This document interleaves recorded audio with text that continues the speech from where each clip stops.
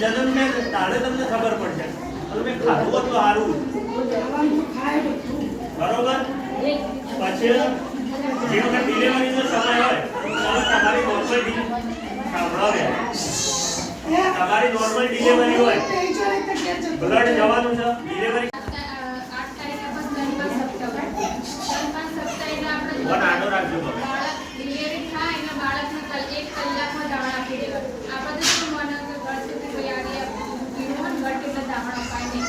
પણ હાલ 6 મહિના સુધી બાળક જન્મે ને ત્યાંથી 6 મહિના સુધી ફક્ત દાણા જ આપવાનું આપણે તો ગર્ભીના તો અમુક લોકો એમ હોય કે ભાઈ કોણી હોઠ પલાળો પણ હોઠે નહીં પલાળવા 6 મહિના માતાના ધામણ એટલે એનામાંથી બધું ટોટલી મળી એના માટે એક વખત ધાવણ વધારે આપવાનું અને દર 2 કલાકે ધાવણ આપવાનું નામે પછી ખભે લઈને ખપેડવાનું ખભે લઈને નહીં ખપેડે તો પેટ કડક થઈ જશે અને એમાંથી નવું ફીલિંગ થાય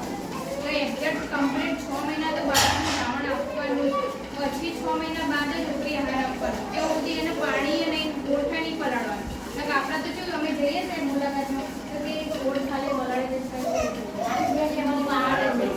પાણી પલાળી દે બીજું બહારનું કશું ઉપરી આપવાનું જ નહીં ધાવણ એટલે ફક્ત ધાવણ જ તો બીજા રોગો છે ના બરાબર થઈ જાય કે પેલું બીજું એટલે જ થાય તમે થોડી મોડી બોલો તો નવા રોગો આવી જાય 6 મહિના સુધી એને દવાથી અધિક કામ કરે જે ધાવણ હોય ને માતાનું એ દવાથી અધિક કામ કરે આ તો સૌથી વધારે સાસુઓનું જ હોય સાચી વાત